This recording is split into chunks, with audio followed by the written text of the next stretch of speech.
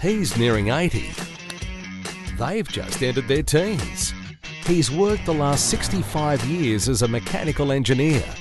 They play video games. Kids in my day never got away with things like that. Brought up in two completely different worlds. Women hairdo looks like a mop. There is one interest they have in common: four-wheel drives. Tune in to see whether these juniors can withstand the heat and put up with Allan. And you missed a bit back here. The old school way is to start from the bottom up. You know what a broom is? You've seen a broom before?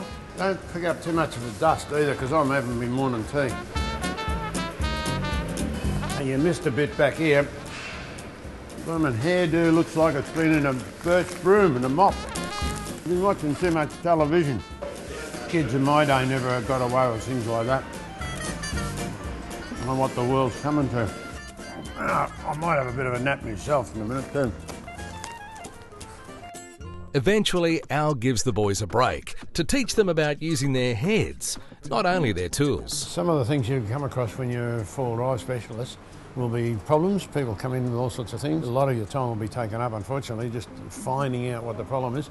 Once you ask the right question and learn to ask the right questions, remembering about the experience you had before, you'll often narrow it down to just one or two simple things. What other sort of problems have you come across? Worn clutches. Worn clutches. So that'd have to be pretty bad. It's a funny smell as well? Yeah. Yeah, funny smell, yeah. What do you reckon? Did you come across any problems in your... Truck didn't start once. Truck didn't start. Did you find a reason for it? Yeah. Yeah. How did you find the reason? Expected all the fuel lines. Oh yeah. And found a problem there? Yeah. And that's the difference. Thinking with your head as well as working with your tools. Okay? That's not hard. Yeah. Let's go. Now we're talking about, right, there's nothing against hurrying. Just hang on about half a minute. Look at that. Make sure you get a guard cover over everything you're working on, right? Now, tell me, what do you think in low power? We're looking at low power this time. This is an earlier vehicle. What sort of things do we look at? Faulty connections. Faulty connections? Yeah, it could be. You can get some bad connections down there. What do you reckon? The timing's not right. The timing, yeah. Okay, we'll have a look at the timing. We've got a timing light there. What else? You've come across some other problems, haven't you? Yeah, the fuel filter. Fuel filter, yeah. So what happens with the fuel filter? It can get clogged. Clogged up. So what does that do? It means the fuel can't get through as easily. Not enough fuel to run the car. Do you reckon that makes sense? You want to undo the plug? Al gets the boys to check the spark plugs first. Yeah, make sure you grab the rubber, not the lead like you did. That's good. Otherwise, because there's no wire in here. Shut up. Hang on. You did that on purpose, didn't you? Once James pulls out the spark plug, Al inspects it for damage. What do you reckon? Not too hot? No.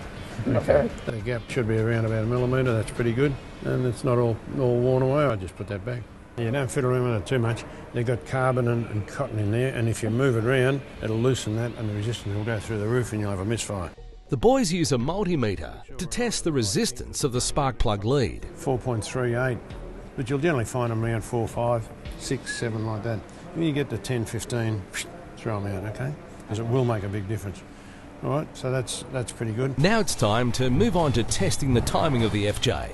So just when anybody starts a motor, always stand just out of the back, just in case I make a mistake, because it's very hard to shout when you're underneath the car.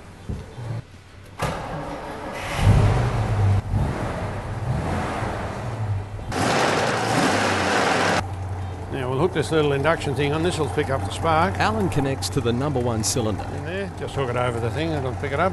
And we'll get some power to run this. Okay, so we've got on earth there, on the thing there, and if we press this, it'll flash. Don't look at it, okay? Now that'll flash every time there's a spark. Now every time it fires on there, we want to know when it fires, okay? So there's a little ball in the flywheel down the bottom and a little hole for you to watch it. Yeah. Can you guys see that ball? See the pointer? For the timing to be correct, the ball you can see should be right next to the pointer. It is in fact too far down, so Allan moves the ball into its correct positioning. Allan adjusts the ball by loosening and tightening the clamp on the distributor to be top dead centre, or to where the manual suggests. This will now ensure optimum power is supplied to the vehicle.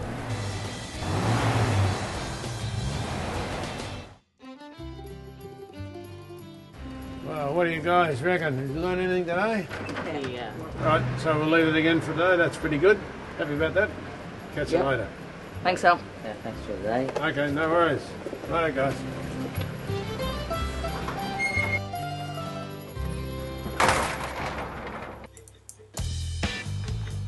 When you ask Allan, you ask Terrain Tamer.